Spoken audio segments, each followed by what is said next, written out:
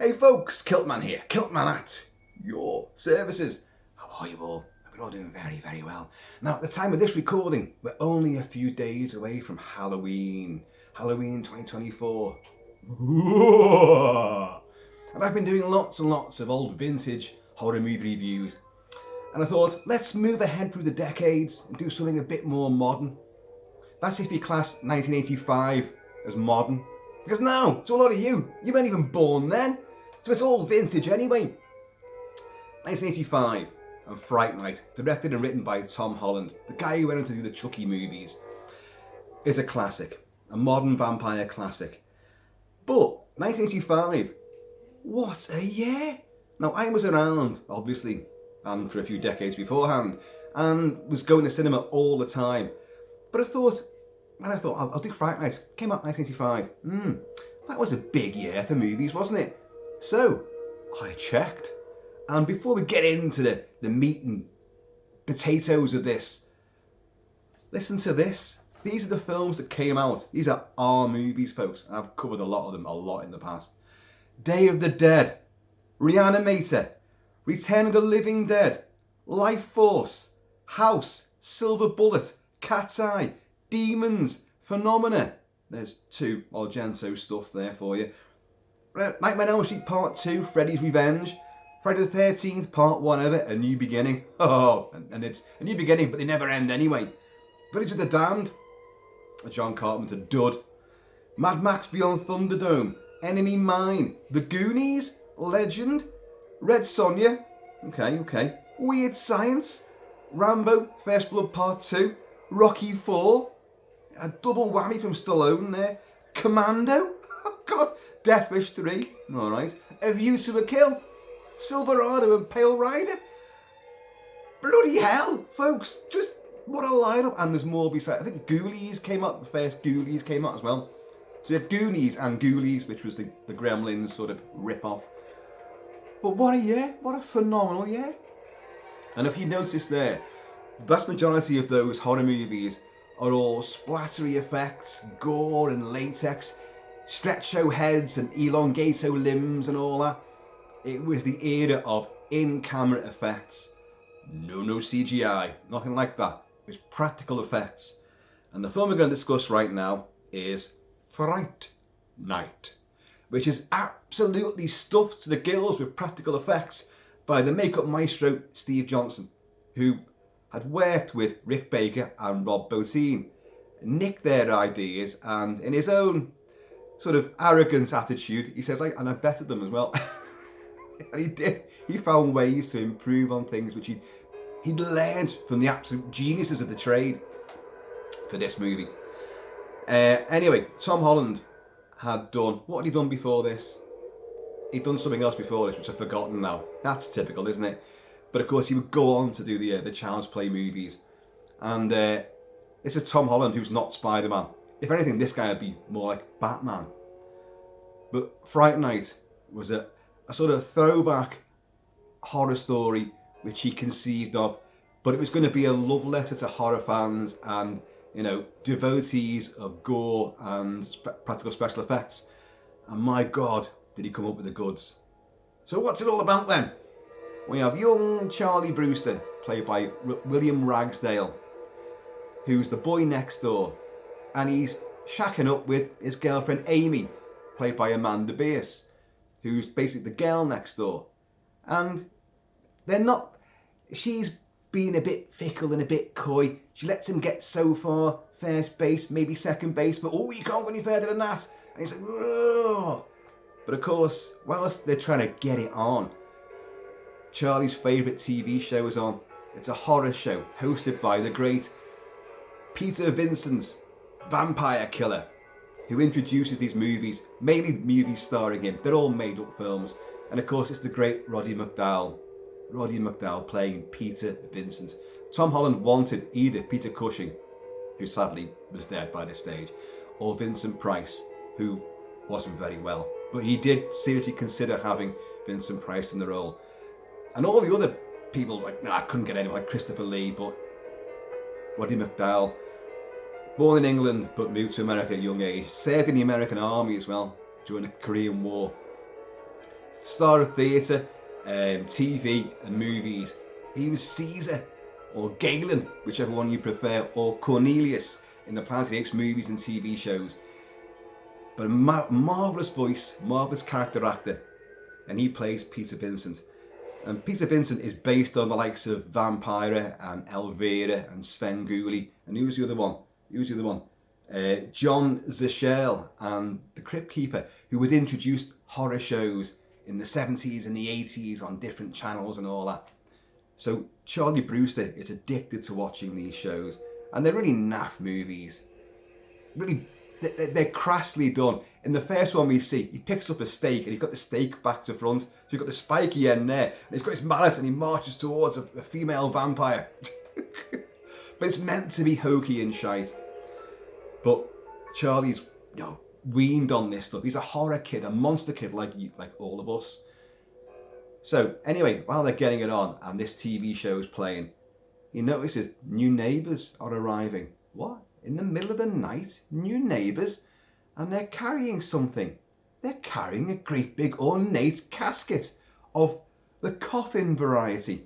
And he's watching, he's like, Amy, there's these two guys and they're carrying a coffin. And she's like, she's got into bed, she's took her top off, but she's like, he's not interested in me anymore. And as he's saying that, she looks at the TV screen and there's a clip from The Premature Burial, an Edgar Allan Poe adaptation. And a bunch of people are carrying a coffin across a horrible foggy graveyard. And she's like, yeah, right, you've watched too many of this shit, haven't you? But they have brought in this big casket and they put it into the cellar. So he's noticed this. They have a bit of an argument, a bit of a spat. And you meet Charlie's mum. And Charlie's mum, for those who don't know, was in Jaws. Yeah, an actress called Dorothy Fielding. And in Jaws, she plays the girl when she's the first person that spots the fin on the 4th of July. Not the one, shark's going into the estuary, it's in the pond, shark. Not that one. It's the one with the fake fin, with the two lads and the cardboard fin, and it goes past like that, and she goes, oh my god, shark! That's her, and everyone would panic on the 4th of July. That's her. That's all you see of it in Jaws. Although apparently in a cut scene, she's the one who owns the music shop where Quint goes in and taunts the lad who's playing the clarinet. Cheers, y'all. And now she's Charlie's mum. And she's a single parent as well. So Tom Holland was bringing this in as well. Single parentage. Charlie's dad doesn't get mentioned at all. And probably with good reason, because if you had a father figure in this, it would distract too much. He'd have to be killed by the vampire next door. What would you do if you found out there's a vampire living next to you? What would you do? I would be very pleased, because that would be a rival for all the meat out there in the kilted realm. But I'm a werewolf, so I'd get away with it anyway. But murders are taking place. Since this guy moves in, this guy, the dapper, debonair, suave, sophisticated Jerry Dandridge, played by awesomely at that time gorgeous Chris Sarandon. Chris Sarandon got into the elite club of good-looking Chris's. Sadly, I didn't make the grade on that one, so I put on a kilt instead, and I still win the day. But Chris Sarandon and he's the vampire. I mean, hey, spoilers ahead. We're going to go for the movie anyway. So he's a vampire, and he's got his human familiar, played by Jonathan Stark, who would be seen in House 2, regrettably. And he's Billy Cole, so he can move about during the day and do all the things which obviously a vampire can't do during the sunshine hours. And he's a handyman as well, so he gets all the furniture sorted out, blacks out all the windows, and it's a big gothic mansion as well that they've got right next door to their little house. Well, little, it's an American house, American suburbia. For those of us in the UK, we watch these movies and TV shows and we go, Jesus Christ, the size of your house, and you're meant to be on Poverty Row. You can't afford anything, and then you've got a house like that. Even their apartments are bloody sprawling and huge. Everything in America is bigger than anywhere else in the world. Everything. Including their egos. So they're next door. Anyway, he has a spat with Amy, but he hears about murders, and he's sitting there one night and he hears a scream next door, and like when he looks out the window, he sees like what looks like a body being hefted into the back of their car and driven off. And then he hears about this headless corpse has been found. And then the next day, I mean, he's had this argument with her, and the next day, another girl, a good-looking hooker, turns up and says, "Is this 118, whatever street it is?" And she goes, "Oh, no, that's next door, that." And like, he watches her, and she's very attractive. And then later on, he hears that scream, and then on the news the next day, this girl was found dead. So another body's turned up, and it's like, but she was next door, and I heard the scream. They brought a coffin in. There's something going on there. They've got another mate, he and Amy. Amy's trying to get back with him after their spat, but it doesn't work because the news breaks about the second killing and all that. But he's got a real creepy best mate called Evil Ed, played by Stephen Jeffries, who I would say is the unsung hero of this movie. He is fantastic in this film. Utterly iconic, totally memorable, and a sheer captivating personality in the film. And Evil Ed's a monster kid. He knows all the stuff. He watches Peter Vincent as well. He's seen all the movies, knows all the tricks of the trade. And he says, like, I heard it on the police band, the bodies were found with their heads chopped off. How about that, Charlie Brewster? And he's got spiky hair, and we're told he gets picked on and bullied. We don't see any evidence of that in high school. None of this is taking place. Cheers, y'all. Yeah, there's still no whiskey in the hizzy. Fallen on hard times, haven't we?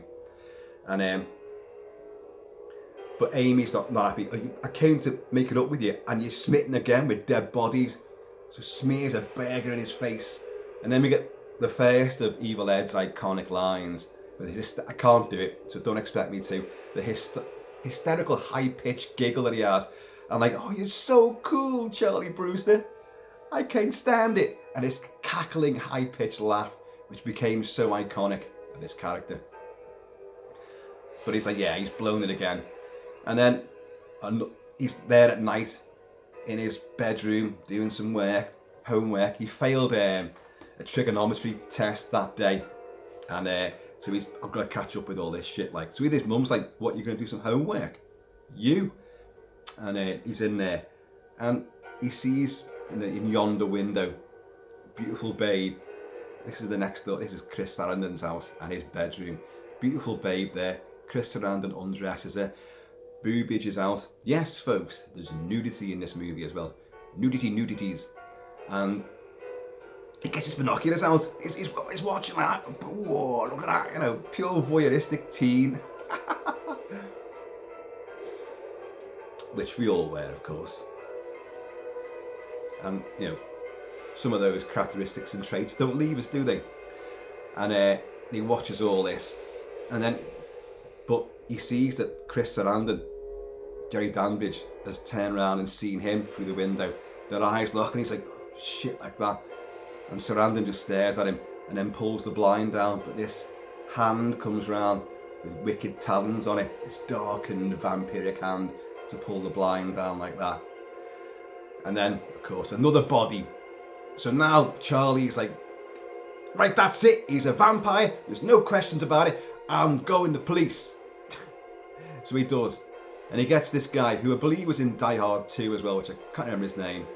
The only bit of officialdom that we get in this movie is this one sequence with this police guy who turns up. And he goes, "Right, look, are you sure about this kid? Because otherwise, it's my ass." And he goes, No. The victims were in that house. I heard screams. I saw them load bodies into the car. It's him. But he's a vampire. He's like, "Jesus Christ, kid, don't give me that." But they knock on the door, and it goes, Billy Cole answers it, the human familiar. And he's like, "Oh, yeah, police department. Well, you better come in then. Got nothing to hide." We're still unpacking, because it's a bit of a mess and all this sort of shit. And Chris Sarandon, oh no, you don't meet him at this stage. Not properly anyway. And he's like, "Well, Charlie here says that he saw the murder victim. Who was here last night? Well, it's just me and Jerry. You know, we're roommates. That's all we are. And he says there's, you know, he heard screams, and he saw you taking a body out in a bin bag. So no, he saw me taking the rubbish out. If you want to come and check the bins, I can show you quite happily. No worries. And he's going like, look, why do we go in the basement? Well, why do you want to go in the basement, Charlie? Says the copper. And he's like, well, because there's something down there I want you to see. And Billy's like taunting him behind the copper's back. What's down there, Charlie? What are you going to see? A coffin. That's where Jerry Danbridge is, because he's a vampire. And like the two of them are laughing, and Billy Cole's going like, woohoo, vampire, woohoo. Of course, he knows it's all for real, but he's covering up brilliantly. Jonathan Stark's really good in this movie, and he's already met Charlie before. Charlie's gone to, I think the previous day, has pulled up in his Mustang, I think it is, with all primer paint all over it. He pulls up like, and he just sees the house, this creepy house, and it's still daylight, so he thinks, I'm going to check out that cellar. And of course, it's one of them cellars where the entrance to it is outside the house without, like the Marston house in Salem's Lot, which is over there somewhere in the shadows. And he's about to go in there, but Jonathan Cole, Billy Cole has seen him and gone, hey kid, you know, and he goes, oh shit, Jesus. He goes, what you doing? Nothing. Nothing. You're about to break in and enter someone else's property. You can't get away with that. Well, you can in this country, apparently, in the UK. You definitely can in this country. And he goes, well, yeah, I'm doing nothing. Well, you make sure you keep on doing nothing. Hey, you know. And he's like, yeah, all right. So they already know that this kid is aware of them. At this point, folks, when you're watching the film and you know what's going to come next, it's like Jerry Dandridge and Billy Cole aren't exactly keeping themselves under wraps, are they? There's screams going on. They openly, in the middle of the night, carried a huge ornate casket from the car and then into the cellar. You know, I'm not sure how the geometry of this street actually is. They're in a vast Gothic southern type mansion with mist and smoke coming out of it, billowing from every window and orifice and all in the gutters and the ramparts and the shingles. It's ghostly as hell. But next door, right next door, you've got a normal American suburban house, and there's other houses there. Has no one else heard the screams and all that and seen all this activity? Nobody? You don't see anyone else in the street? Maybe it is just them, I don't know. But it's crazy, because even his mother goes, oh, I believe someone's moved in next door. I hope it's someone more interesting than people around here. Maybe because they're dead. She won't get much joy out of this one either, because he's definitely dead. And so anyway, the copper's like, oh, you know, screw all this. Don't you bother my ass again with this crap, all right? And gets in his car, frigs off. So Charlie's like, oh, God, you know. And Billy's just there on like the upstairs veranda, just like that. Yeah, what are you going to do now, kid? You know, yeah, really? You think you know about us, but we now know about you, don't we? So he goes to see Evil Ed, Stephen Jeffries, at his house. And so I was like, look, there's a vampire living next to me. And he's like, Charlie Brewster, you fucking dickhead. And Evil, you're into all this. What do I do? And he goes, well, if you're really sure about all this, he says like those murders are being committed by him next door.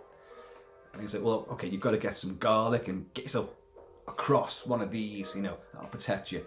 Wear some garlic around your neck, you know, and whatever you do, don't invite them into your house, because that's it. Once they get invited in, going back to Stoker's laws here from Dracula.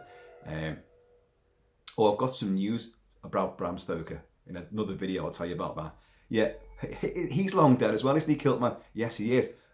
But something has been unearthed about Bram Stoker, which is very interesting. And I shall save that for another time.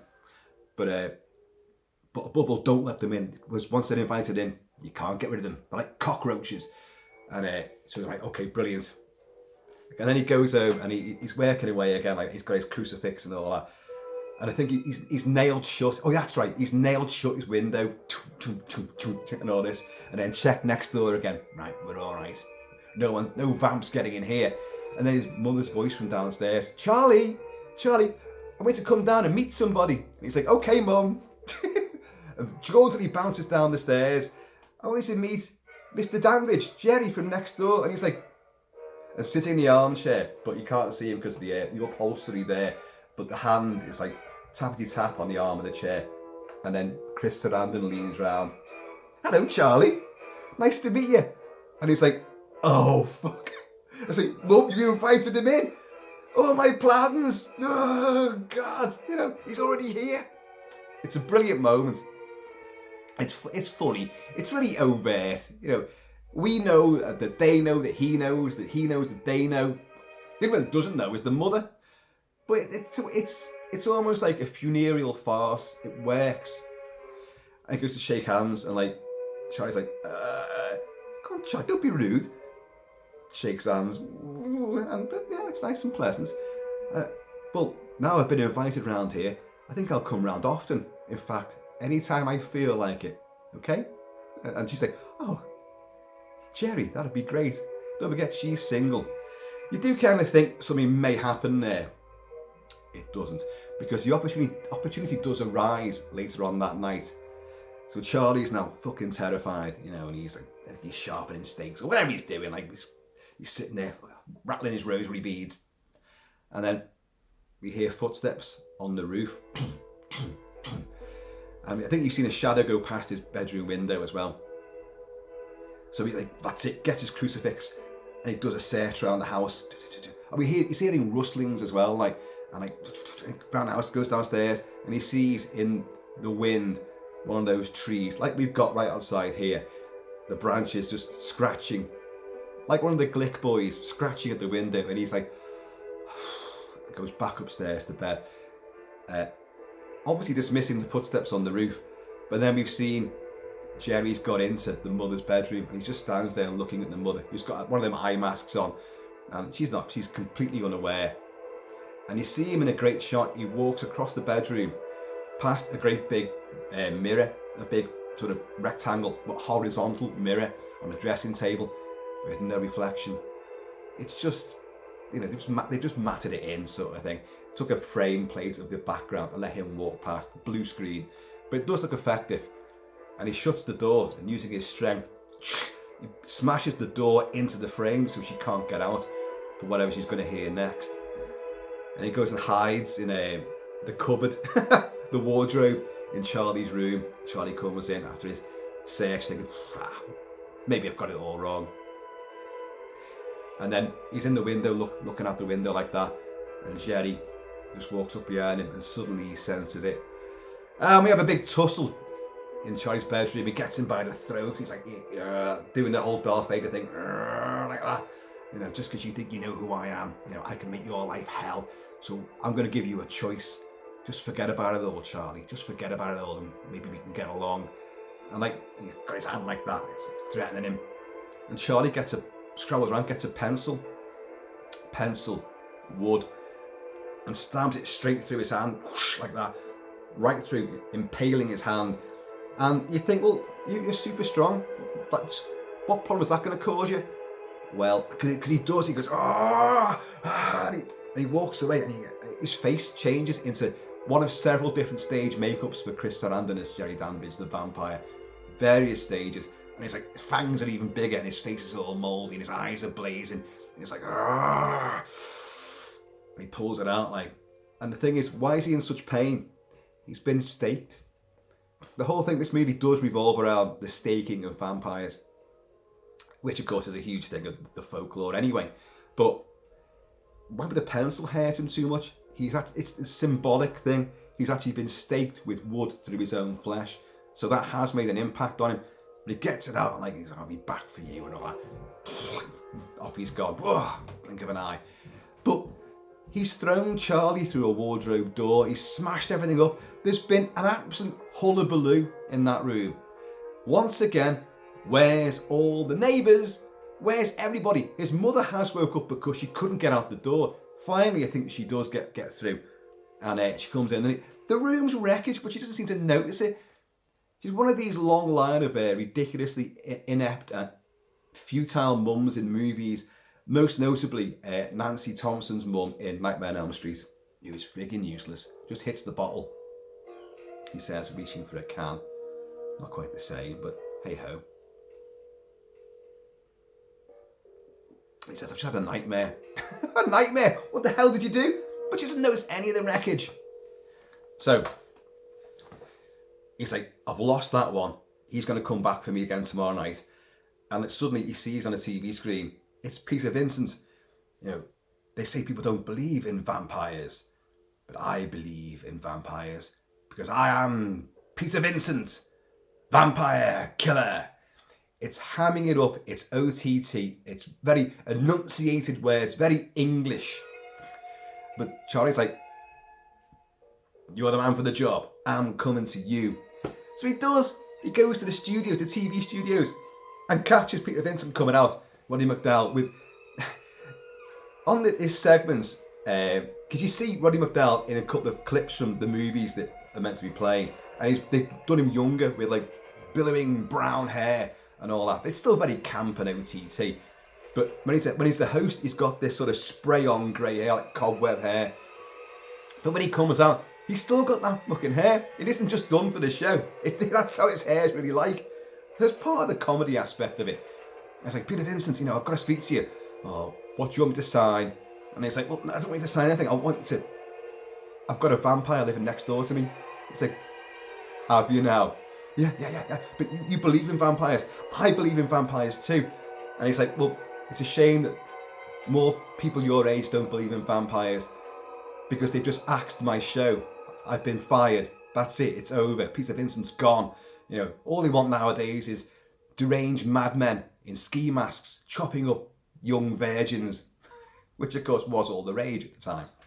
It probably still is in some parts of the world. Mainly summer camps. And it's like, look, Peter Vincent, you're my only hope. It's like, it's movies. Vampires aren't real. And all that, gets in his car, fucking bombs it away. And like Charlie's again, like, oh God, no. So, in the meantime, Amy and Evil Ed have got together again. Like, we've got to do something about him. You know, he's going crazy about these killings and believing his neighbour's a vampire. Let's go around and see him. Okay, so they do, and they just pull up and leg it. No one locks doors in this neighbourhood. They've got a fucking vampire right next door to you. At least, well, won't make much frigging difference, will it? But, you know, it's token gesture. Make it a bit more difficult for him to get through. But they just bomb it straight into Charlie's house. Front door's wide open, run up the stairs. Don't even look for his mum. His mum, as we've now learned, is now working nights. So she won't be around for the rest of the movie.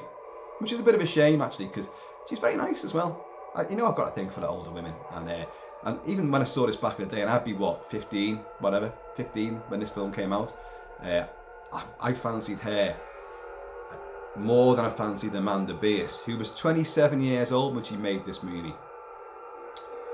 But they make her look really young, they dress her really young until, well, the end of the film. And then at the end of the film, she's fantastic. She's really, really good. And yeah, suddenly I forget about Charlie's mum altogether. But you won't see her again, that's it. And they burst into his room and he's sitting there and he's sharpening steaks. There's candles everywhere, there's crucifixes everywhere. He's bedecked the entire place like some kind of radical church altar. And he's like, I'm gonna die tonight. You'll kill all of us, you know. And I'm like, what the hell are you doing? Oh, I went to Peter Vincent and what'd you go to him for? I mean, it is daft because Peter Vincent is clearly a ham actor who made a string of horror movies and then becomes a TV host. Why would you go to him? Okay, the police knocked you back. No one else believes you. But he's not going to believe it because he's an actor, you know, an actor. But it was in desperation. And if he hadn't done it, wouldn't have a movie, put it that way. Oh, I should say, the TV show he's hosting is called FRIGHT NIGHT. Should have said that, shouldn't I? But he said, I went to Peter Vincent and he didn't want to know. He doesn't believe me any more than you do. So I'm going to die, but I've got to fight him. He says, I'm going to go into the house tonight and I'm going to kill him, I'm going to stake him. And Amy's going like, so hang on, you believe he's a vampire and you're going to go in there at night. Do you really think that's a good idea? Why don't you wait until tomorrow when it's daylight? Because it would be too late then. Well, he said, don't go in alone because you'll die. Just bear with us for a bit. So these two frig off and go and find Peter Vincent. knock on his apartment. How does anyone find anyone? You know what I mean? If I wanted to go and knock round for Elvira, I don't think I could do it. I don't think I haven't tried. But they knock round and it's like, you saw our friend today? And he goes, yeah, very mixed up kid. And he's packing all his things and they go, Mr. Vincent, where are you going? And he's like, I'm leaving. He's got an eviction notice, lost his job, loses home. That's it. How the world turns, eh?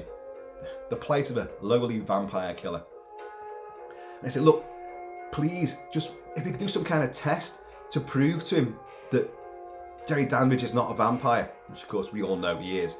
You know, but if you could just do this, you know, and he's like, I can't, you know, because I've just been offered a starring role in a new movie, you know, and it's all like this, doing the very Peter Cushing finger pointing thing. And I go, look, we can pay you. And he goes, how much? Well, I've got a $500 savings thing, you know. He goes, I'll take it. So, right, now, how are we going to help your little friend there? Your little friend. And they go, well, he believes it's a vampire. What kind of test can we do? Well, we can use holy water. We know a vampire can't drink holy water. He'll blister and burn. Okay, and we have a mirror. I used a trick mirror for one particular movie because they don't show any reflection. So in that moment, Evil Ed phones up Jerry Dandridge. I suppose, operator, can you give me the number for so-and-so? So-and-so address, Mr. Dandridge. Okay. So they end up speaking to Jerry Dandridge on the phone, on the telephone. And he's going like, look, we want to do this test on you, just to prove. Imagine getting that phone call. You know, Mr. Kilt-Man, we've got, these people are very worried about you. They say, A, you're an alcoholic, and B, you're a werewolf. Now, we want to come round, we want to prove to them that you're not. Well, I'd be like, well, I'm sorry, but both counts are quite true. And he goes, well, holy water's out, because I've just been reborn. Ah, great, I've just been reborn. Brilliant. And and Peter Vincent goes, oh, it's just normal tap water. Tell him, we're not going to get it blessed. Don't worry about it. It's just a prop. And he goes, oh, okay, that'll be all right then, yeah. So long as it's just tap water. And he goes, well, what about crucifixes? He goes, no, same reason. Crucifixes are out. And I go, oh, okay, all right then. But we'll come round then. So they all arrange to go round. And like Jerry Dandridge goes, they put the phone down. He goes to Billy Cole. So, well, we're not going out tonight because they were going to go and kill Charlie that night. We haven't got to go out tonight because he's coming to us tomorrow. I should say at this point, Jerry Dandridge in these early half of the movie, he's forever eating apples. There's been a scene where after the second killing or the third killing, can't remember which one it is now, after the big scream, Charlie runs out the house and goes and hides in the bushes to watch what they do. And Billy's got the body, putting it into the back of the car, and he's hiding in the bushes. And you see a great camera shot of someone is clearly walking on the tiles of the roof, and then it goes to the edge of the roof, and it just takes off. Shadow of a bat, big wind develops, and Charlie's like that, and like Charlie's mum, this is before she's doing night duties, comes out and he's like, Charlie, where are you? Is that you out there? And they realise Charlie's in the bushes. So they come over, and it's Chris Sarandon in his big raincoat just comes over with his apple, takes a big satanic bite out of it, like that, and just throws the apple right towards Charlie. So he just rolls around with a great big chomp out of it. And Charlie's like, and he fucking runs back. And like, don't worry, Billy, we'll get to him. Now that was earlier on. This apple thing is, you've got, okay, a dysfunctional single parent family. You've got a tryst between two friends and a girl. Evil Ed doesn't fancy Amy. There's nothing going on there. But they have Charlie and Amy keep having these little spats and all that. And into this comes the suave, sophisticated snake in the grass. So he is offering the apple of temptation all the time, which is the vampires thing. You know, they're persuasive, they're charming. You know, they get you on side, and then they go, you know. So this whole apple thing plays a part in it. He eats a lot of apples. And then again, it's good for your teeth as well. So his fangs are getting looked after. There's a practical reason too, but it's very symbolic. So anyway, our fearless vampire hunters are now about to enter the Dandridge abode. And Peter Vincent turns up late, but he does arrive. And he's going like, but Peter Vincent, thank God you're here. Look, right, is this the house? And he cut to a shot of the Dandridge house, and it's just like smoke everywhere, mist. And he goes, I see what you mean. He's like, wait, look, I'm just going in there. He's got a bottle of holy water. Yes, let's go and seek out this creature of the night. And he said, well, he says, Charlie, hold your horses. Where's your stakes and your mallet and your weapons? Come on. He goes, oh, Charlie, I've got to find out that it's a vampire first before I kill him. And he goes, well, it is a vampire. I've told you. I have to know he's a vampire. Come along. And off they go on the door. Billy Cole, hey, Peter Vincent, I love your stuff. Come in. Amy, Evil Ed, Charlie. And I love the way that Jonathan Stark as Billy Cole forever is behind Charlie, sort of nudging him in, and blocking him so he can't get out. And of course, they've got a big central staircase, which you will see a hell of a lot in the extended finale of this movie. And a big stained glass round window. Beautiful, looks fantastic. And Jerry, of course, comes along the balcony. Apple, dunk, chomping dies. But there he is, happy as Larry, with his apple and a handkerchief to wipe off his vampiric saliva. Put it away. Mr. Vincent, I've seen all your films. I find them very amusing. It's like, oh, thank you so much. And Charlie's like, he's a fucking vampire, don't be taken in by him. And you can see that Amy's kind of like, he's a bit alright, isn't he? And and he is, he could turn me, to be honest. Anyway, so where's this trickery we're going to do? How are we going to prove I'm not a vampire? Well, we have this holy water in a little phial, and he goes, right, okay, and can you assure me this is holy water? It's been blessed by Father Scanlon himself. I saw him at the church myself. I'm like, right, okay. He goes, bottoms up. Look. Okay, Charlie, okay. It's about to throw it in the roaring fire. And Peter Vincent's like, it's a prop of mine, don't forget. Sorry, there you go. In the scene, he's got it. Billy Cole's over there, and they do like they said it was going to be just normal tap water. You're going to be all right with this? And he's like, but even if it isn't, it's not going to kill him. It'll burn him, and then it'll just kill them all, money. So okay, but we're all right with it. And he's like, Charlie, now do you believe he's not a vampire? Well, as if Charlie's going to believe. He's been beaten up by him, threatened by him. You've seen his fangs, seen him transform, seen him fly out the fucking window. He's like, no, I'm not going to believe it. No, he's a vampire. No, it's like, I don't understand it. Well, you've seen it for yourself. He didn't burn or blister. He's not a vampire. All right, Charlie, you believe I'm not a vampire now? Eh? See you later, though. And well, okay, he's not a vampire. I can touch this, and pulls up the crucifix. And Chris Sarandon does go, oh shit, like that. And Billy's like, shit, what do you do? But straight away, Peter Vincent goes, oh, Charlie. Takes it out of his hand. Charlie, don't be so rude. Like, come, let's get out of here. We've wasted too much of your time now. We're so sorry about all this. So they get ushered out. And of course, Billy Cole's nudging Charlie again like that. But before they leave, Peter Vincent, it's a brilliant little moment. And the film wouldn't happen if this didn't happen here. He goes, opens that little mirror, this prop from the other movie, which he hasn't used in this sequence. He just opens it just to like check his own makeup, I suppose. And he sees, hang on a minute, Mr. Dandridge isn't there. And he sort of looks over his shoulder, and all the entourage are there. He should be standing there. Checks again, not there. And as he snaps it shut in shock and breaks the glass of the mirror like that. Big sound. So everyone turns around, and Jerry's like, Mr. Vincent, are you all right? Yeah. Oh, I'm sorry. Yes, yeah. Come on now, kids. We must go. Are you sure you're all right? Oh, I'm fine. So off they go, dragging Charlie with them, you know, and they watch him go out the window.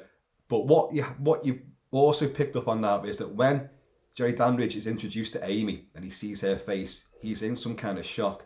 And here we go with this old sort of, you know, the reincarnation of a former love, mainly brought out by Bram Stoker's Dracula, the Francis Ford Coppola version. It's not in Stoker's novel. There is no romance in Stoker's novel. Luc Besson, you have no idea what you're talking about. There's no romance. No romance in it at all. I've talked about his forthcoming Dracula, A Love Tale already, and I will talk about it more because I'm doing the Peter Cushing thing. I will talk about it more because Luc Besson, you are full of merde. That's French for shit. So they go out and Billy says, she's just like her, isn't she? And he goes, yes. So obviously we now know there's a painting of this girl, a painting of all his former loves, portraits of all his former loves over the generations. He's an old guy, is Jerry Dandridge. All his former loves are up there in the boudoir, but there's one which is clearly Amy.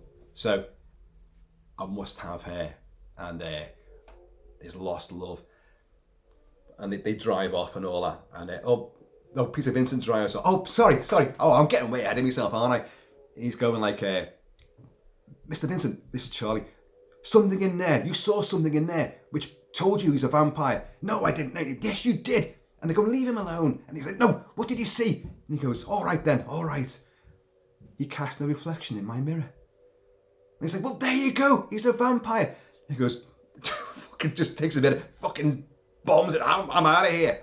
I have nothing to do with this. He's a real fucking bloodsucker. I'm out of here.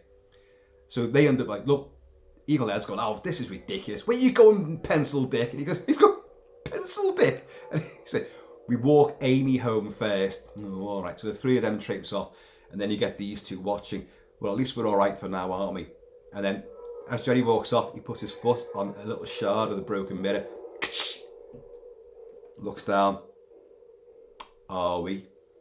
So you get the stalking sequence and the nightclub sequence.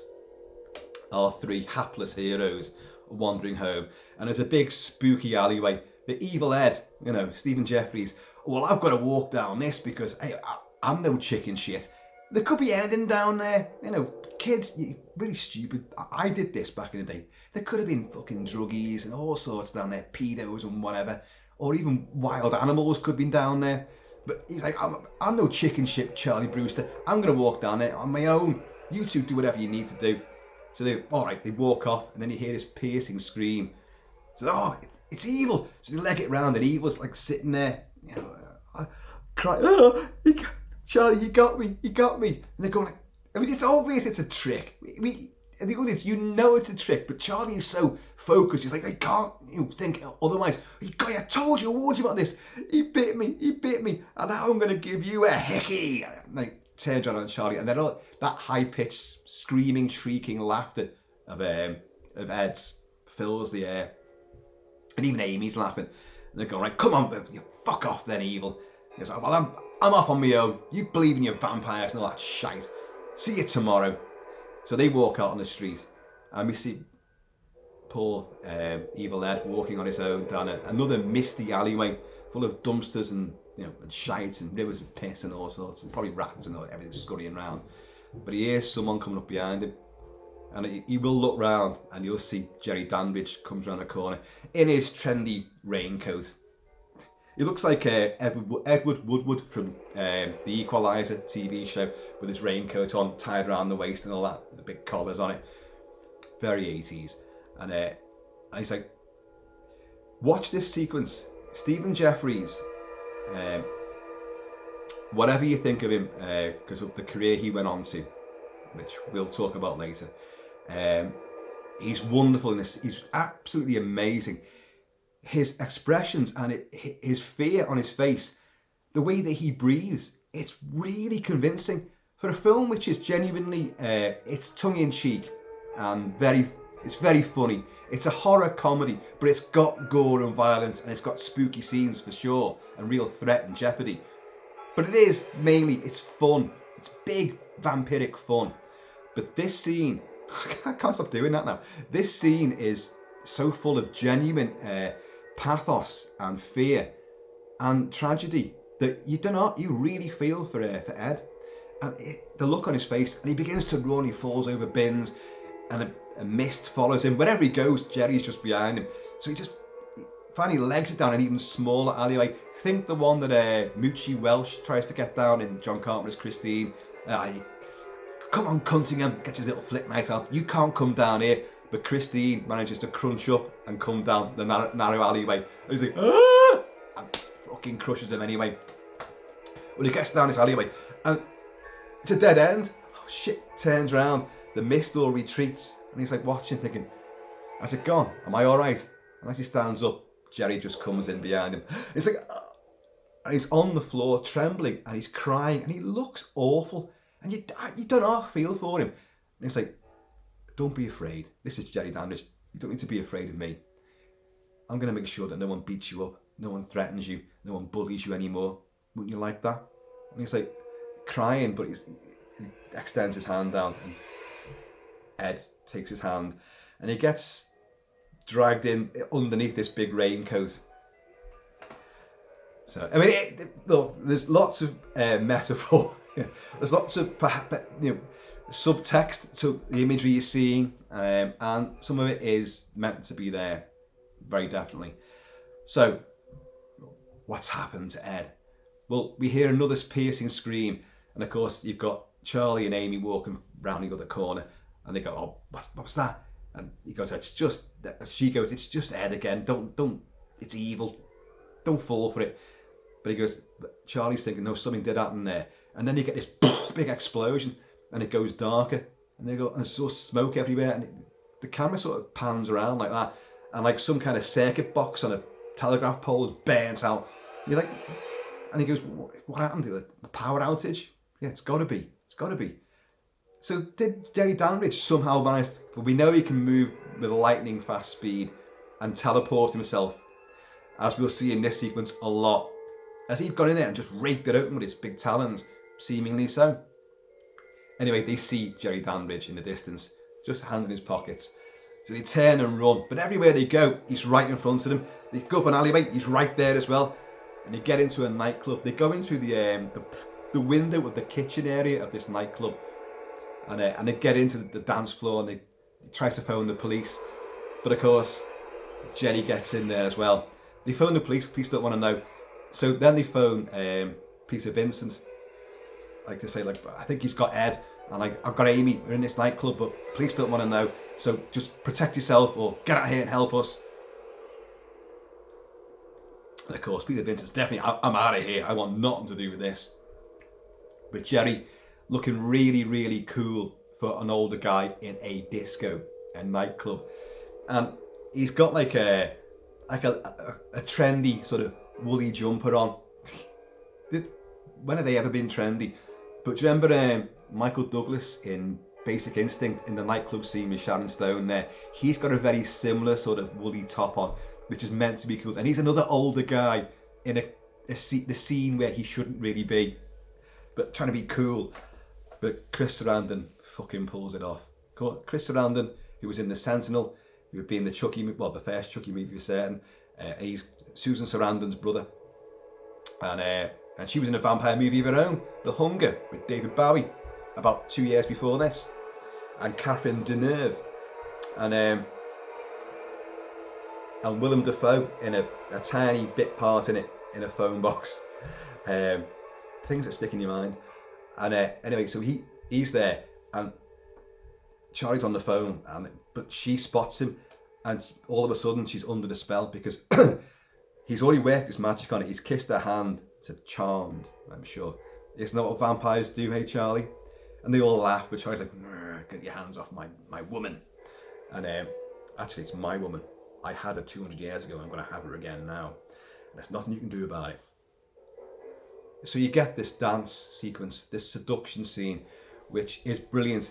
You see Jerry Dandridge walk between other dancers, and of course you've got columns of mirrors, you know, what nightclubs are like. You've got the spinning balls of lights and all this, and good old 80s music, giving it loads. We'll talk about that.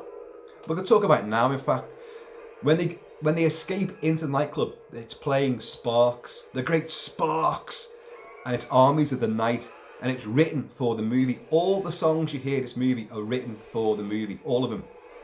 And when he's courting through all the dancers trying to get her, and she's getting drawn out towards him, if you look closely, you can see a reflection in one mirror, but it's a split second, and only if you're looking for it, but don't look for it. Otherwise, it looks great the way he just moves through. He comes in from one side, you think he's going to come out that side, but he comes back this way, and he's near it, and wherever she looks anywhere, he's there. And then suddenly they begin to dance, and it's a big, erotic, suggestive dance. And it's brilliant. There's one bit where he leans down to her neck, and Amanda Bearse just goes, but like, no, not yet. You can have that later. And she's taking control, and she gets down on her haunches right round crotch height. Nobody else on the dance floor has noticed this activity. No one. And it's very suggestive, very overtly sexual. And the song they're dancing to here, when he's doing his stalking, is Ian Hunter with Good Man in a Bad Time. But it's Evelyn King with Give It Up, like Give It Up, when their seductive dance takes place. It's become a cult sequence. A lot of women, a lot of blokes swoon at this sequence. But anyway, Charlie hangs up like, fucking hell, where's Amy? Shit! And he sees her. He runs over and he's gonna it's really badly done, this bit, I'll be honest, because he goes to punch, he goes, you son of a bitch! And it goes to punch Jerry. But Jerry's head's there and his fist is way over here. But Jerry just goes like that, catches his fist, crunches it, gets him on his knees. And Charlie's like, you can't kill me here. There's all fucking people dancing who don't seem to pay attention to a fight breaking out. Then again, maybe they wouldn't. But and he goes like, but Jerry's aware of the people there. He goes, I don't want to kill you, Charlie. But if you want to see Amy again, you and Peter Vincent are coming to my house tomorrow. There's lots of this. Come to mine tomorrow. Meet up here this time. Come to his house. There's tons and tons of that in the movie. Crunches his fist. Next thing, he begins to walk Amy out. She's coming with me now. And Amy's hairstyle has changed. And her face has changed. And I said Amanda Bearse is 27 when she made this. She's way older than all the other kids. And but they've made her look dead young. And dressed her in those 80s shitty girly fashions. The Madonna, well, not Madonna. Who am I thinking of? Oh, I don't know. The little baggy pants and little plimsolls and all that shit, and braces. They're a really unsexy look, but a lot of American girls had it for a while. And the bouncers are coming over, and look, big one takes out Charlie. I'll deal with this. And he goes to this other one goes towards Jerry Danridge, who just goes like, no. And he's like, no, you're coming with me, mister. And he just goes, whoosh, and it's like that. Those claws come out, and the guy goes, huh? And he just goes, and his eyes have gone blazing red. Fuck off. Takes his throat out. Fucking guy goes flying back over the table. People go fucking flying everywhere. And in the meantime, he's just called Leon to the big one, as he knows he's in shit. And Leon, big guy, comes down, he goes, hey, mister. Does that thing again, like that, and then just fucking throws him. And he's a big guy who skittles loads of people like 10-pin bowling, but disco lights are all flickering around on him. And you're coming with me, Amy. But in the crowd, she gets separated, and Charlie finds her. But in the stairway, again, the crowd get in the way, and they get separated again. And Charlie looks over the banister, and Jerry's got her again. He's going, oh, I'll give you then. V for vampire. Fuck you. And off he goes. Now, what's happened in the meantime elsewhere?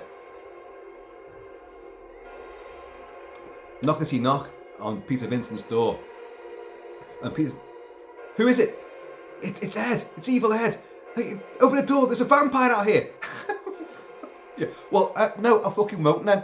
But he does. And he goes, lets him in. And he goes, what happened? And he goes, yeah, I'll look at separate from the others. And, anyway, don't worry about them. Need to worry about you. And he goes like that.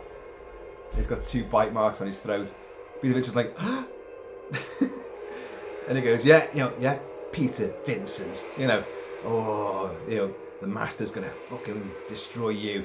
but I'm going to have some fun first. And they have a bit of a tussle. Apparently, Roddy McDowell did not like this scene because Stephen Jeffries, he's meant to go for him. But Roddy McDowell looks clearly, afraid.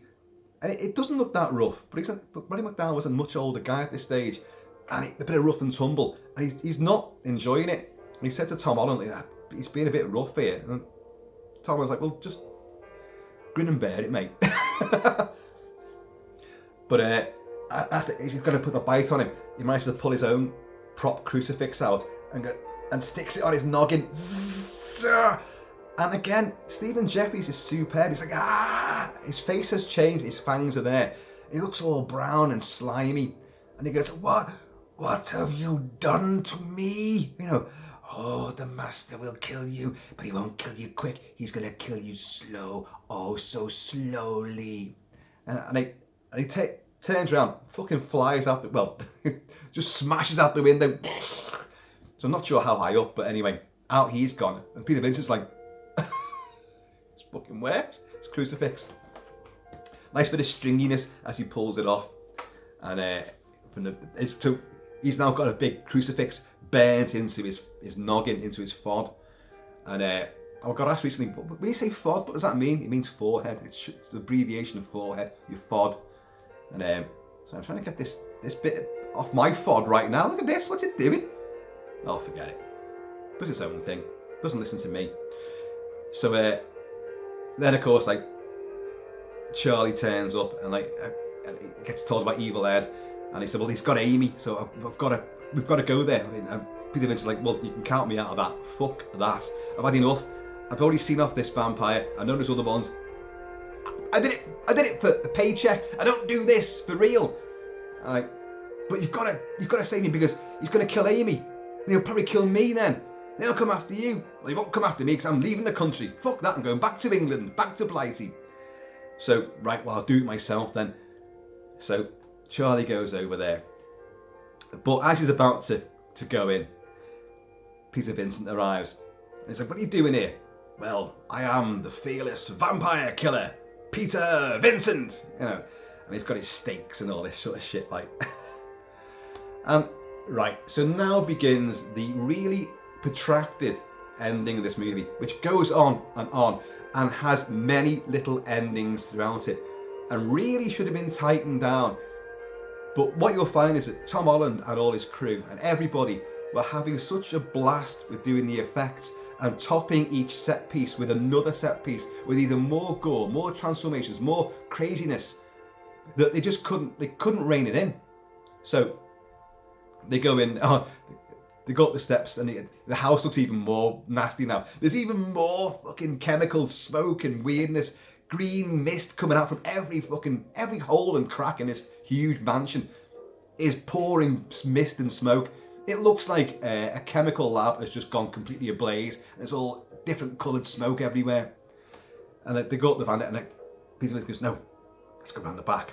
But as he does that, the door just goes, oh shit. Too late. I think they know we're here. Of course they do.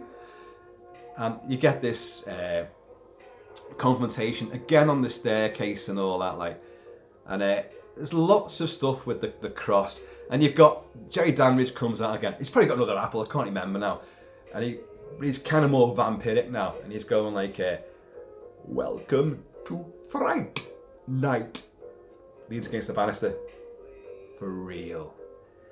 Now, this is Brad Fiedel, the composer. Brad Fiedel of Terminator fame, who does the score for this movie.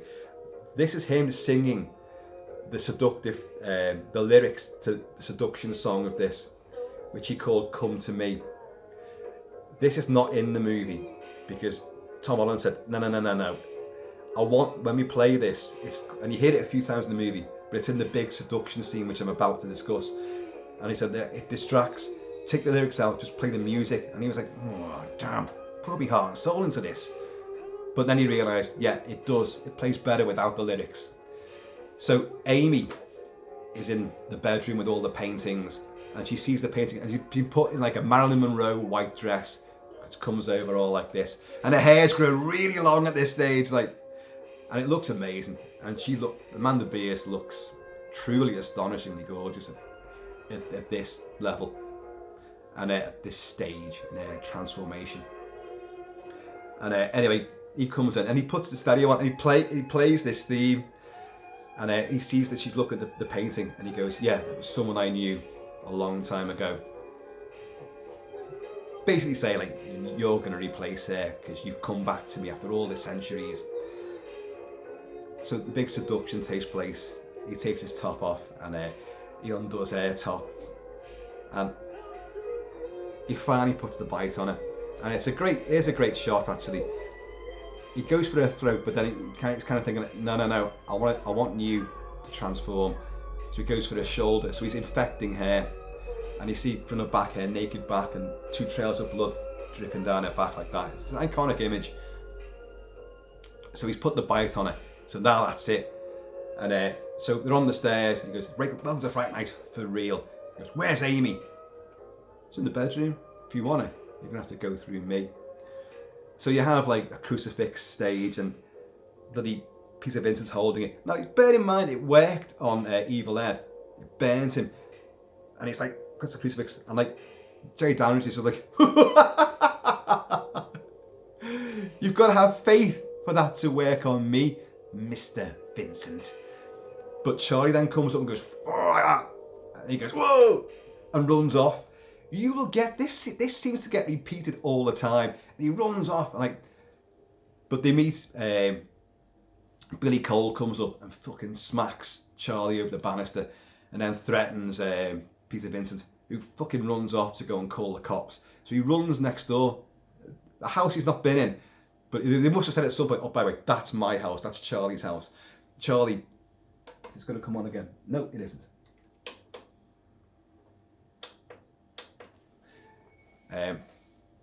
He runs to Charlie's house. Mrs. Brewster, of course, we know Mrs. Brewster won't be there because she's working nights. He goes to pick up the phone. He goes, operator, please. The wire's been ripped out. And he goes, Mrs. Brewster. So he runs up the stairs, goes to the bedroom, and there's someone underneath the duvet with a bright red wig on, like pigtails and that. Like, he goes, Mrs. Brewster. And the duvet comes back, like, and it's Evil Ed with a cross burnt into his forehead, and this ridiculous sort of almost reggae style bright red dreadlocked wig. And he goes, no, Mrs. Brewster had to work tonight, but she left a note. His dinner is in the oven. And it's like, Peter Vincent's like, fucking hell, he's just getting taunted by this guy. Again, Stephen Jeffries, Weak and Afraid, is brilliant. Playing the evil side of Evil Ed, the vampiric side. He's brilliant again. He's actually superb in this. So Peter Vincent fucking legs it out of there. And then, but you hear a growl, and he's run down a very long landing, and he falls over and breaks a table at the end by the banisters, like that. And a bit of foreshadowing, a table leg rears itself up like that, very steak-like. And next thing, a real wolf, comes padding out of the bedroom. And then superimposed, really naff effect actually, the eyes glow red, but it's really, really cheaply done. And he's like, and it does a slow motion run. Ed's transformed into a wolf. And as it leaps on him, he gets impaled and does a horrible canine or lupine howl of agony. Goes through the banister, hits a chandelier, cascades to the floor, and in a great shot, like, Peter Vincent looks down, and you see this this wolf, or a special effect puppet version of it, with it's totally speared through with this table leg. It's crawling across the floor, and it goes underneath where the stairway. So he goes down there, and you get this incredible transformation sequence. Evil Ed, the wolf, transforms through lots of different wolf stages into Evil Ed himself. But he's trying to pull this with his claws and his paws, trying to pull this steak out. But the entire time, he's howling and yowling and mewling with this overlaid, synthesized, highly sounding, enhanced, squealing and horrible sound of pain and agony, which will haunt you. I've tried to recreate the scene here for your edification. We have my young protege, Mr. Kentucky Fudge, is wearing a very similar mask face to the wolfish look of Evil Ed. And he's been impaled on, I don't know if you can see it there, he's been impaled as well. Hey, no expense spared. The Kilted clan, we does our best, we does. It's a shocking scene though. And Peter Vincent, Roddy McDowell, really plays it well. He's in shock. And he feels sorry because it's just a kid and he's in pain and I've done this and oh no. And he does transform completely into Evil Ed. The cross goes and he's lying there, he's covered in blood, and he hasn't been able to take the stake out and he's died and his face goes back to normal again. And he's just lying there naked as well, but Peter Vincent does a very stupid thing. The famous vampire killer, the completely dim-witted vampire killer, takes the stake, it's all blood down the end of it, like, right, it's done it the trick once, it'll do it again. He's just took the stake out of it. What tends to happen then? Well, anyway, and then he goes marching in to the Danbridge house again. In the meantime, the unconscious, he got backhanded over the banister and took a tumble by Billy Cole. They've put him in the room with Amy. Jerry Danbridge says to him, look, you wanted Amy, here she is. But I wonder if you can do what's necessary before dawn. And he's got a stake. Why would a vampire have a fucking stake?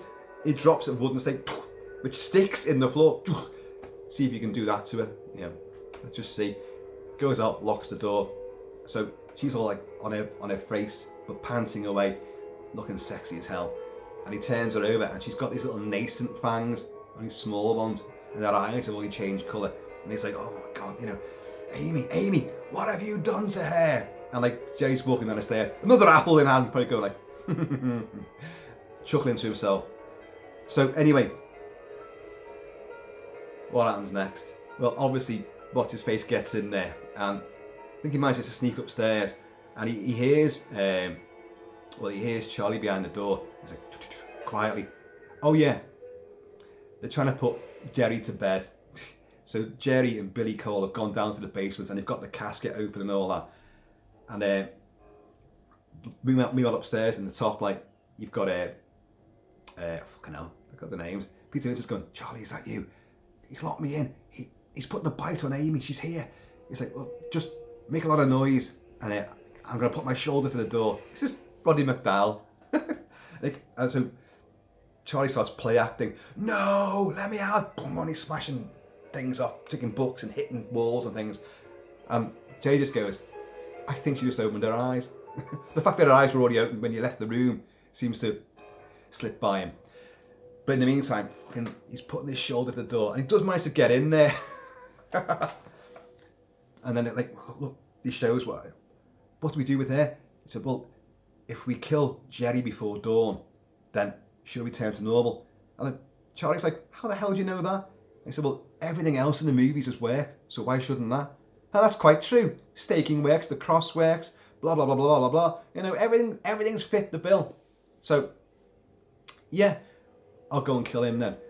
But in the meantime, Jerry has heard something and he's gone we have a visitor. I don't know what he expects. Peter Vincent was bound to come back again, wasn't he? So anyway, you get another confrontation on the fucking stairs again, more crucifixes, more talk, more, you have to have faith for that to work. Remember, Mr. Vincent, and all this shit, But something happens there, and he runs away again. Jerry runs away, and he goes outside, and he's on the roof and all this. But as well, you've had Billy come up the stairs. They've got Amy over the shop. No, have they? Oh, I've fucking forgotten now. Is Amy still in the room? They lock Amy. Oh, that's right. They lock Amy in the bedroom.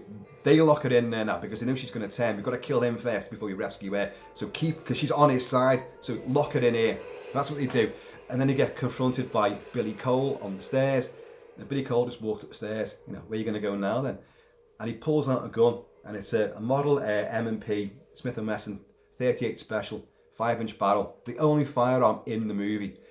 And he goes, he'd already said they were outside. He's got stakes for Danbridge. But he goes, what about Billy? Billy's human. He goes, well, we'll use this then, won't we? And he's got this revolver.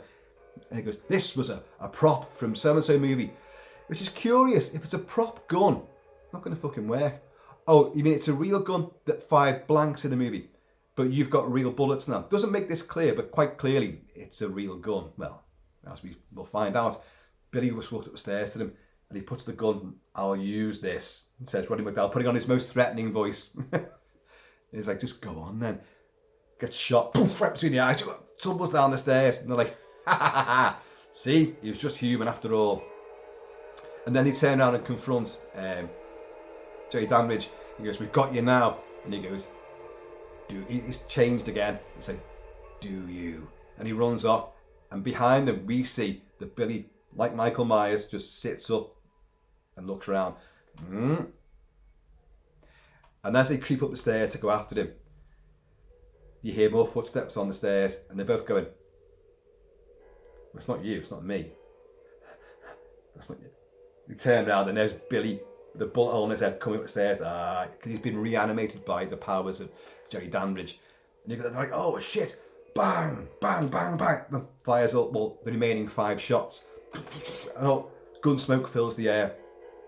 And they think, well, he's got to be dead now. And then these 2 hands come out for the air, the gun smoke. And they're like, ah! So he gets the crucifix out again, to no effect. And Billy Cole picks up a piece of Vincent, like this. And they've got one of the stakes. So I don't know why this would suddenly work now. But Charlie just goes, whoa, right into Billy's chest. And Billy just stands there. And his hands begin to melt. Mushy peas and green vomit from hired from Linda Blair from The Exorcist pours everywhere. His face begins to melt. He's like, one eye's in a different direction than the other eye, and his face just caves in. Hands are right in front of the screen, they all melt and fingers go everywhere. And he just dissolves down and becomes bone and a skull, which flies across the polished wooden floorboard, hits a banister or a cupboard, bounces back with his teeth going like that. End of Billy. You may ask, what is Billy? And the question has been asked a lot, and no one knows. Tom Holland doesn't know what Billy is. Jonathan Stark, who played Billy, doesn't know what Billy is. But Billy's clearly been around for quite some time. One theory is that because vampires have these familiars to do their dirty work during the day, but they're completely in their thrall, like Renfield as well. You know, the list goes on. There's many of them. James Mason, who's Mr. Straker, who works for Barlow. Oh, the master will enjoy you. And your faith against his faith. He's in Europe on a buying trip. I love James Mason. And but these familiars will last a certain time, but they're only human. They're going to die out, so you get a new one. But one theory is that Jerry Dandridge put the bite on Billy Cole many years ago, but enough to not vampirize him, not turn him completely, but keep him in his power. And he's ageless as well, but forever working for Jerry Dandridge. So you don't know what he is, but clearly he wakes up under the complete power of the vampire and becomes like a zombie type thing. But the stake through his heart seems kind of, well, why would that have an effect on him? Bullets didn't affect him. He's just a zombie now, so that shouldn't hurt him either. But anyway, maybe again it's the whole symbolic thing of putting wood through the flesh of a vampire. If Billy's now under the power of Jerry, then Jerry can't control that because it's wood penetrating the flesh of something that he owns. So like his hand with a pencil and all that, it's going to knock him back a bit. So anyway, Billy Cole is gone. And then you get the big battle. They hear the footsteps on the roof again, like, and he goes, "It's on the roof. I'll go up there." So Charlie seems to try to find his way to the roof by running up the stairs. But you will, and you will get. You hear like what's her face is battering on the door, Amy, vampiric Amy now, and they have another. He comes flying through the window. That's a big stained glass window, and Jerry Dandridge just comes flying through, filmed from different angles, and stands there. Another confrontation on the fucking staircase. It's just endless, this, And he's like, but what Jerry hasn't noticed. He's just been outside, but he hasn't noticed the sun is creeping up as well. And you can see through the cracked window, the smashed window, that there is the pink rays of the sun, the orangey pink rays of the dawn sun. And it's all vampiric. And again, you get the thing with the cross and like, you need faith for that to work on me. And Peter Vincent steals himself and goes, suddenly finds faith and goes, and he goes, ah! And he goes, look behind you. You've left it too late, Mr. Dandridge. And what you hadn't noticed before, there's 1,000,001 clocks all around the place. You know, like big fucking, you know, alarm clocks and big swingy wheel pendulum clocks. And they all go off because it's 6 a.m. in the morning. You know, that's the time. You should be in bed now, Mr. Vampire. So he's like, oh shit. And then a great shot which combines stunt work, visual effects and animation. You see, he leaps off the top of the stairs and he swoops down, and you see in shadow he becomes animated, a bat. And then in the same shot you watch this animation fly past on the wall, the shadow become from a human shape to a bat, and then you see a real model bat, vampire bat, huge thing, fly past, and you get this battle takes place. The bat goes for Peter Vincent. He manages to get a stake in its gob like that. It's like, ah! And in a curious moment, with its claws, it's a big fucking thing. It goes whoosh, and it rips his cheek. Now you watch the rest of the film. That wound isn't there. The cheek wound disappears. He seems to have forgotten that they cut up Roddy McDowell. Oh, you shouldn't have done that, Christ. Cover it up, quick, cover it up. Union rules and all that. He's English. Well, ish. English-ish. You can't do that to them. And but he might. Oh yeah, and I think they smash a window and some more rays of light hit him, so he burns half his face as a bat, and then flies off down the corridor. He's going to go to the cellar and get himself in his coffin before the sun comes up.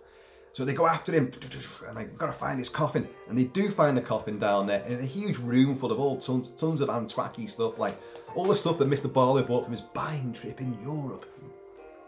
He went to the wrong address. And he went to the Dandridge house, not the Marston house. And they find it, but they can't get the fucking thing out. It's locked from the inside. Oh, Jesus. Charlie. Here's Amy in that diaphanous gown. And now, not only has her hair grown and her eyes sparkle this orange feral light, or is it green? She's got nipples pointing through this gown, and her boobage has grown colossally. Now, don't want to burst your bubble, folks. It's not Amanda Bearse. Well, it is Amanda Bearse, but they're not her boobs. They are fake boobs. Now, here's that seductive piece of music, how it's meant to be without the lyrics. And so they're fake, but she looks absolutely jaw-dropping. Jaw-dropping, you say? Wait till you see what happens to her jaw. Anyway, she goes for Charlie. Don't you want me now? Do you want to make love now? You know? And he's like, what do I do? She's like, you know. And he manages to knock her aside. And then she's like, Charlie, it's not my fault. How can you do this to me? You tricked me. It's not my fault. And of course, she's like lying, facing us. And he comes up behind it, and she just goes, and she's that with the great big gob, fucking big shark mouth. And we all go, oh, like that. Oh, Christ. In reality, that was a last minute effect. We'll talk more about the effects in a bit, but they literally just said, look, Thomas said, I've worked this out. The scene was lacking something, but can we just put something on it? They said, well, I'm not contracted to do that. I could get in trouble if I do it. He said, well, we'll just keep stum. Just do it, please. So it's just an immobile mask. Just goes over hair gob like that. Like a big Joker. But it's full of fucking vicious fangs. And it looks incredible. But it can't move. He said, it'll only be on screen for a second. That's all we need it for a second. It's for the entirety of this fight sequence, this elaborate fight sequence. So he's like, oh my God. And they have this big mad fight all around this basement. Now, in reality, she had contact lenses in, she had makeup on, and this great big fucking mouth, this shark mouth on, and the hair's all over the show. She couldn't see a thing, and it's low ceilings with what you call them, beams on them, and she kept banging her head. And the effects guy who put the mouth on it, who was watching all this, and he was going like, no one else had realised. He said, like, you couldn't tell because the tears were all hidden by the makeup and all that. He said, but I knew she was in pain. So after a while, I went, got to stop this. And I grabbed it and I pulled the thing off and, you know, rescued her. And she was in a bad state. But Tom Holland said, like, we haven't finished yet. You have to put that back on because we've still got another few shots to do. So, chop chop, puts it back on. But she did get battered and bruised. And of course, you couldn't tell because of all the elaborate makeup on it. You couldn't tell that her head was getting bashed in. And they all suffered. The contact lenses were absolutely atrocious for everyone because they were old school ones.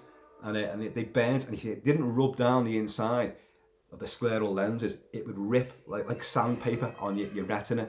So they're in agony, a lot of these people, and they didn't half suffer for it, especially the ones who were in the full body prosthetics. Poor old Ed had to be in the chair, and Chris Sarandon for his full makeup had to be in the chair for like 8 hours, maybe 9 to 10 hours, and then film, and then go back for hours and hours to get these things taken off. There's not enough hours in the day. And then he went back to the trailer for a bit of a kip. No. You have to go into like a Zen-like mode to get through it because it was just awful. You're in agony with it all. You can't see a thing because of these fucking lenses. But the effect at the end was mesmerising. So, what did he do? They finally get the coffin open, and they get the coffin open, and he stakes Jerry Danbridge. But Danbridge just fucking gets up again, does that vertical thing, just comes straight up and turns around and goes, takes the stake out. Oh, for fuck's sake. More big fight. And he's laughing at them as well, like. But they realise Billy had painted out the windows. All these big basements have loads of windows around the top, don't they? And these American basements. And so he starts smashing the glass, and the light beams are coming in. It's a big arc light that they used. Light beams are coming in, and it's singeing him wherever he goes. He's trying to get in the shadows, but he's going for like Peter Vincent the whole time and battering people aside and all this. And it's a great sequence. It just goes on for too long. And then finally, he's legging it back to his coffin, and Peter Vincent shuts the coffin lid down.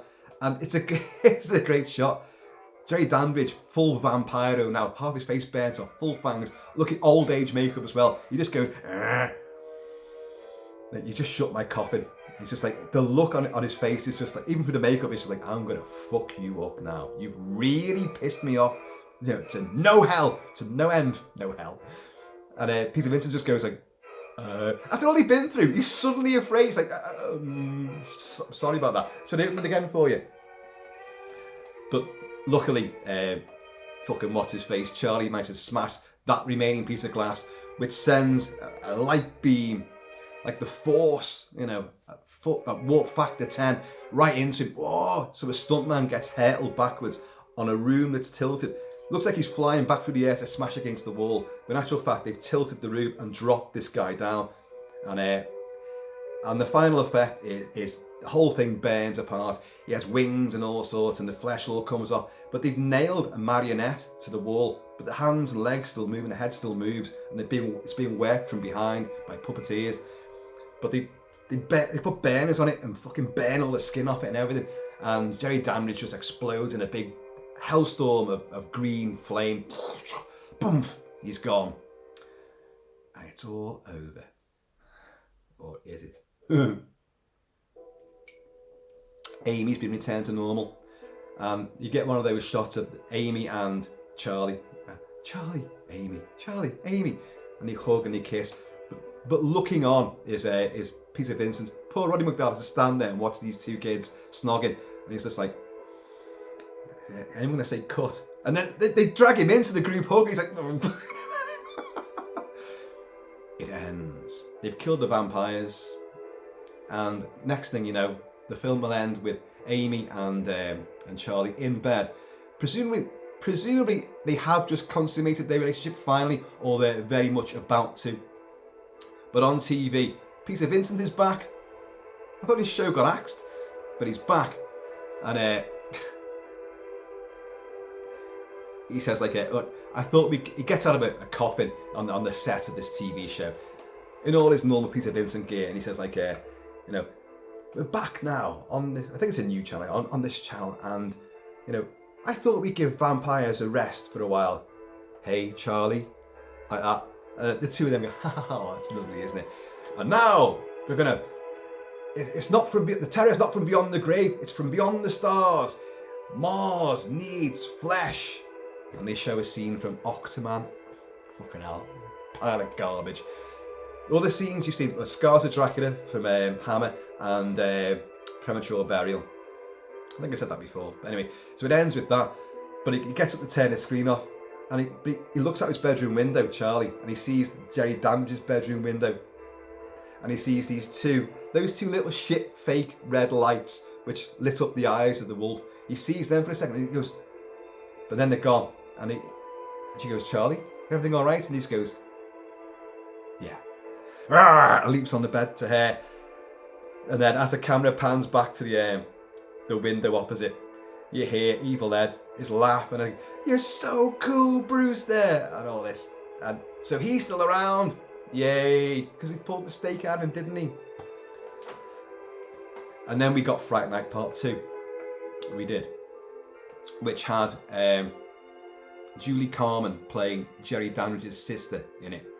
You have Brian Thompson in it, who was the big killer in Cobra with Stallone. And you had a werewolf who climbs up a wall with long fingernails, and then they shut the window down and it breaks his fingernails out and he goes, ah! Instead of death, like, it's rubbish. Peter Vincent and Charlie return, so Evil Ed is not there and nor is Amy, and the film is not very good. I have it on a German Blu-ray because I just had to have it, but it really isn't very good at all. And of course in about 2007, 2008, something, they remade it with David Tennant playing Peter Vincent and Colin Farrell playing Jerry Dandridge, and it's not a bad film. I remember reviewing it at the time when it came out, and I thought I was surprised by how effective it was. It was a bit more. It's a lot more serious. It's not as flighty, as fun, as tongue in cheek as the original, but it's still pretty damn good. I need to watch it again. I've not seen it since those days anyway. But Fright Night, the original, is a class act. The effects are top notch, apart from the red eyes. They're top notch.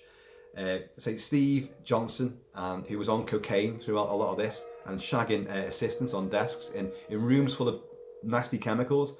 He was only young, didn't give a toss, but he was very ambitious. So he drove all his crew to, we're going to find a way of doing this. So the effect for Billy Cole's hands melting, they didn't use his, like Jonathan Stark's hands. They used a woman's hands, which would be thinner, smaller, so they could build them up. So they're in front of the screen like that, and Billy's in the makeup, just like where I am. But these fake hands, the girls down there, and they just manipulate the hands and melt all the stuff off them. Very effective. The animation, the maquettes and the models. Richard Edlund, who'd done so many other great movies, he's brought on board, does all the creature effects, all the things that are flying through the air, and a lot of the prosthetics and that, like, and the intermediary stages of transformations. It's an effects cavalcade. It does not stop.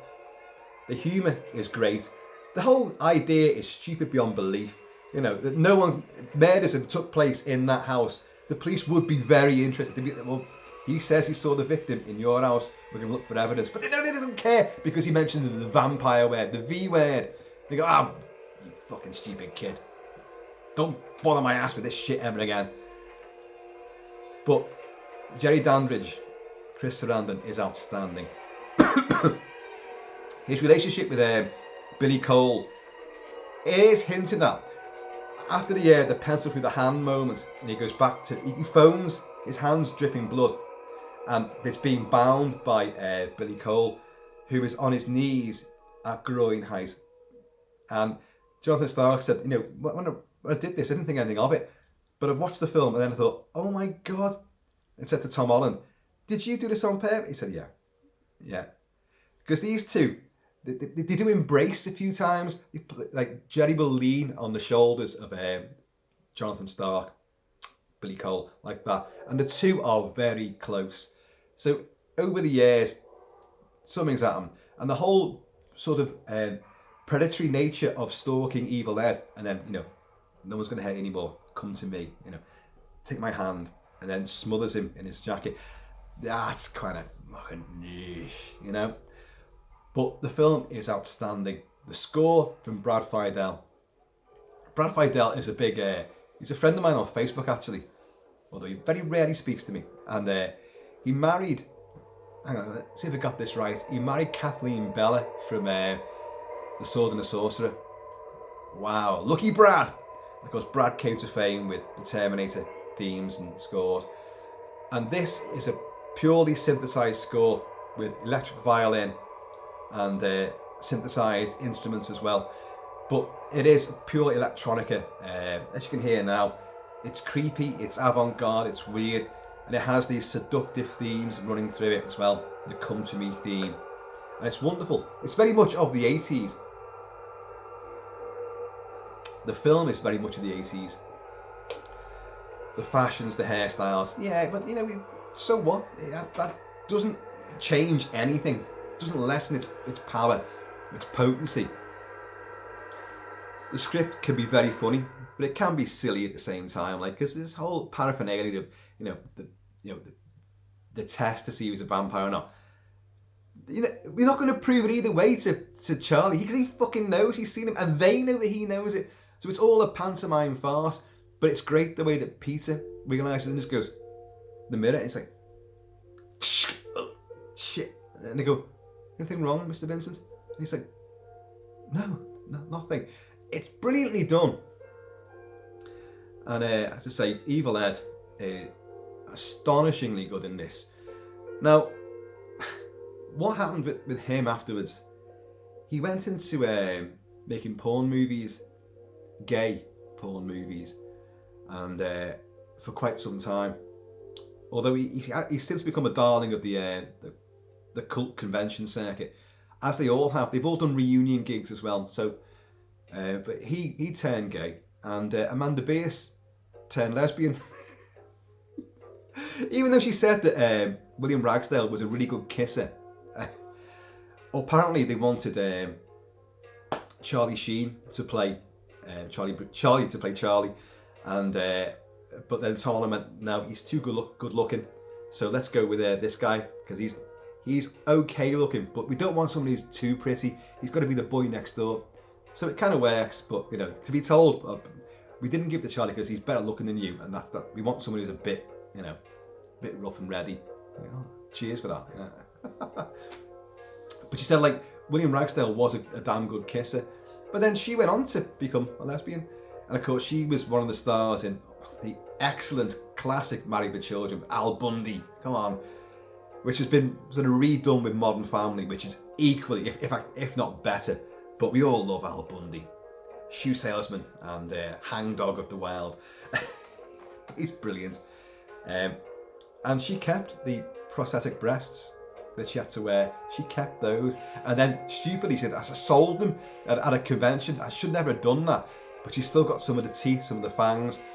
And Tom Holland has got pretty much all the props that didn't get rifled by other people.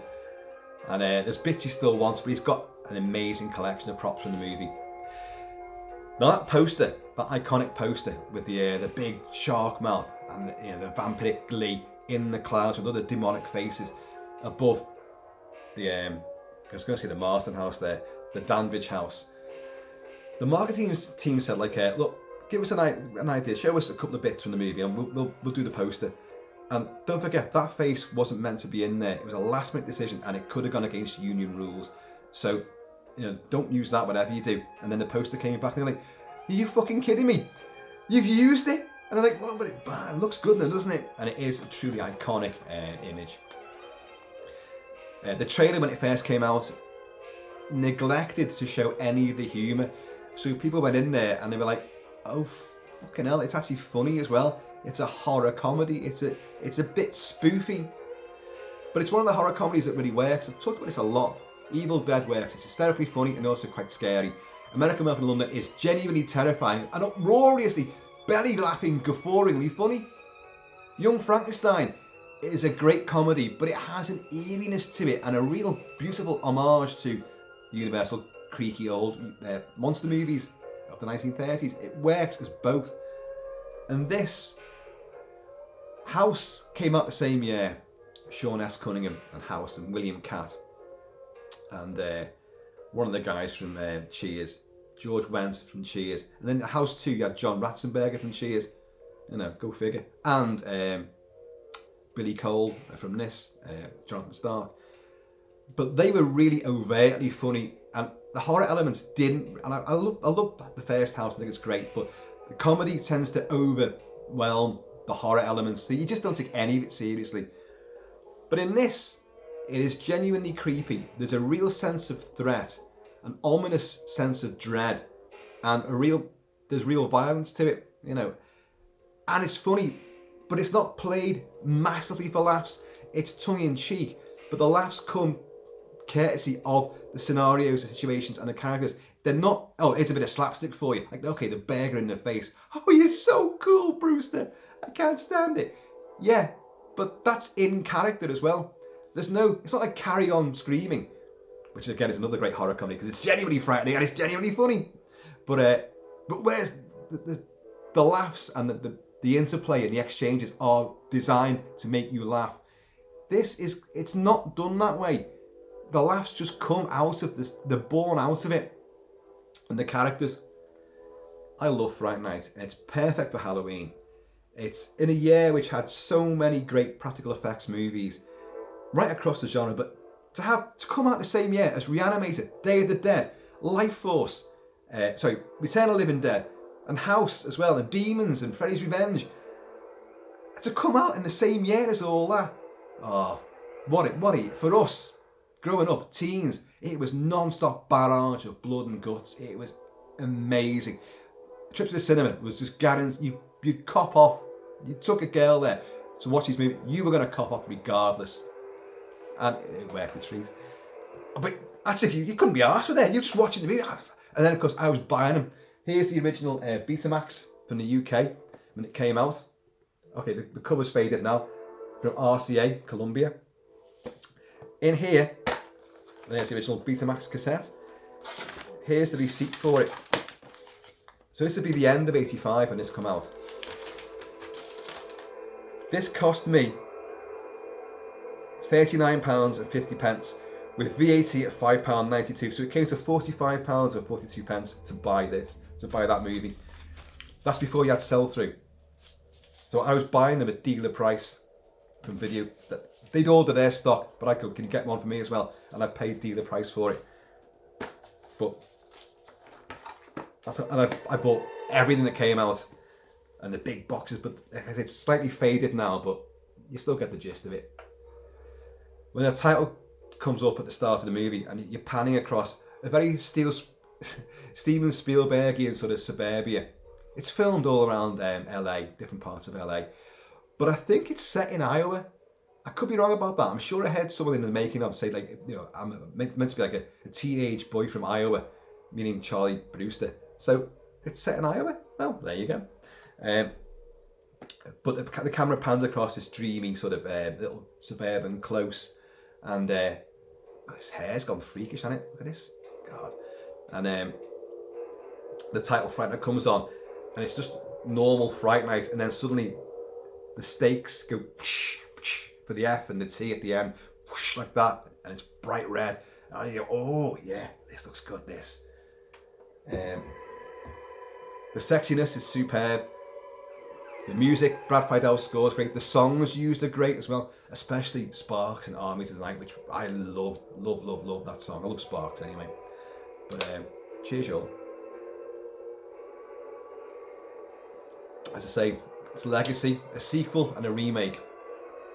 Everyone forgets about the remake, and most people didn't see the sequel. This film was successful. The big film at the time it's going to go up against was Silverado, the Kevin Kline, Danny Glover Western, which I think is wonderful. John Cleese playing a sheriff. John Cleese, for God's sake. Today, my jurisdiction stops here, because I had his hat blown off from a sniper shot. And that was meant to be the big movie, and Fright Night just destroyed it, demolished it completely. It's opening weekend. Got to remember, back in the day, you know, an opening weekend for a horror movie taking $6 million. That sounds like nothing now, but that was really big news. So it did astonishingly well. Life Force, Toby Hooper's Life Force came out, his adaptation of Colin Wilson's novel, Space Vampires, a film which I've done a review of and I've done a commentary track for. And it's funny that Richard Edlund worked on that movie as well. And you have, when the space vampires become, they revert back to their normal bat-like alien form with great big wings and skull faces. Well, they look just like Jerry Danbridge becomes the bat creature at the end, like all over the wall, like melting away. Very similar to that. So it's a vampire movie which cleverly reinvokes all the folklore from the original Universals, from Bram Stoker and from the Hammer movies. Brilliantly updates them, makes it modern, gives it a bit more bite, a bit more polish to it. Has a bit more fun with the whole genre. It's a great creature feature. There's teen angst and teens in peril, and you've got great character actors, Roddy McDowell and Chris Sarandon. He was outstanding. Chris Sarandon always got approached by people like by women and fellas. You're Jerry Danbridge. That's testament to just how fucking sexy he was. Our sexiest vampire before that would have been Frank Langella for John Badham's 1979 version of Dracula. And then prior to that, it would definitely have been Christopher Lee. Although Christopher Lee, his magnetic eyes and then the feral bloodlust and all that. But he had something, he would put women in a spell without a doubt. He'd transcend the big screen and melt half the audience. Well, maybe all the audience. And they'd be swooning for him. But he brought a sophistication and he brought a feral nature to Dracula.